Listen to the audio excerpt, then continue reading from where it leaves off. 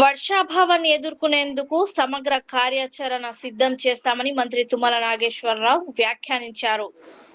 ఎల్‌నినోపై రాష్ట్ర తొలి శాస్త్రీయ కంటింజెన్సీ ప్లాన్ విడుదల చేస్తామని తెలిపారు. ఈ రోజు సచివాలయంలో ఈ ప్రణాళికను విడుదల చేస్తామని వెల్లడించారు. ఈ క్రమంలో జిల్లా కలెక్టర్‌కు ప్రత్యేక మార్గదర్శకాలు జారీ చేస్తామని పేర్కొన్నారు.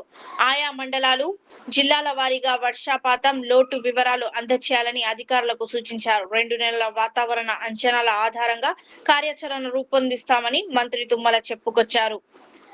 ఐఎండీ సమాచారంతో రోజువారీ వాతావరణ పరిస్థితులను పర్యవేక్షిస్తున్నామని వెల్లడించారు.